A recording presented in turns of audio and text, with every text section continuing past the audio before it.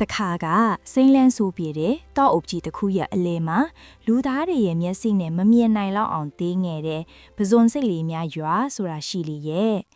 အဲ့ဒီရွာကလူသေးသေးလေးတွေဟာတစ်ရွက်တွေကိုအမိုးလုံးတစ်ကင်ချောက်တွေကိုတိုက်လုပ်ပြီးနေထိုင်ကြပါတယ်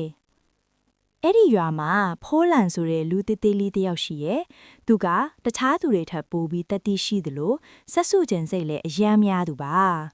တနီမှာတော့ဖိုးလန်ဟာရွာရဲ့စီကန်းကိုဖောက်ဖြက်ပြီးရေယာမမြက်တော်ကြီးလူသားတွေအတွက်တော့တာမန်မြက်ခင်းမင်လီပေါ့ရဲ့အကင်ဘက်ကိုထွက်လာခဲ့မိတယ်လမ်းမှာဖိုးလန်ဟာတောင်ကုန်းကြီးတစ်ခုလိုထင်ရတဲ့ဖားပြုတ်ကြီးတစ်ကောင်နဲ့တူးလီရောဟာမင်းကဘာလို့ဒီလောက်သေးနေတာလဲလို့ဖားပြုတ်ကြီးကမေးတာပေါ့ဖိုးလန်ကကြောက်ကြောက်နေပဲကျွန်တော်ကသေးပေမဲ့ကျွန်တော်ရဲ့စိတ်ကူးတွေကတော့ခမားထက်တောင်ကြီးနိုင်ပါတယ်လို့ပြန်ပြောလိုက်တယ်။အဲ့ဒီအချိန်မှာပဲကောင်းကင်ကနေမိုးပေါက်ကြီးတွေစရွာချလာပါတော့တယ်။လူသားတွေအတွက်တော့မိုးဖွဲဖွဲလေးပေမဲ့လူတစ်တစ်လေးဖိုးလန်အတွက်ကတော့ဘုံကျဲတယ်လို့ပါပဲ။မိုးရေဆက်တဆကသူ့ကိုယ်ပေါ်ကျရင်သူညစ်သွားနိုင်ပါတယ်။ဖိုးလန်ဟာဘေးပတ်ဝန်းကျင်ကိုအမြန်ကြည့်လိုက်တော့ပိန်းရွက်ကြီးတစ်ရွက်ကိုတွေ့သွားတယ်။သူဟာဖားပြုတ်ကြီးကိုလှမ်းအော်ပြောလိုက်တယ်။ဟေးဖားပြုတ်ကြီးခမည်းရဲ့ကောင်းပေါ်မှာဒီပိန်းရွက်ကိုတင်ထားလိုက်မိုးခိုလို့ရတာပေါ့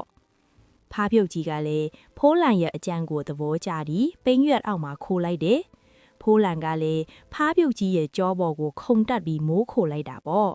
သူတို့နှစ်ယောက်ဟာမိုးတိတ်သွားတဲ့အထိစကားတွေပြောရင်းတငယ်ချင်းတွေထစ်သွားကြတယ်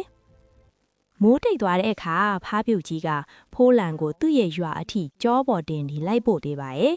ရွာသားအလုံးကဖိုးလန်ဟာရေယာမတတဝါကြီးတကောင်ကိုစီးပြီးပြန်လာတာကိုမြင်တော့အံ့ဩမြင်တတ်သွားကြတာပေါ့ပုံမြေလေးရဲ့သင်ခန်းစာကတော့ခန္ဓာကိုယ်တင်းနေတာဟာအရေးမကြီးပါဘူးအရေးကြီးတာကဘယ်အခက်အခဲမျိုးမှမဆိုအေးအေးဆေးဆေးစဉ်းစားတတ်တဲ့ဉာဏ်ပညာနဲ့တတိရှိဖို့ပဲဖြစ်ပါတယ်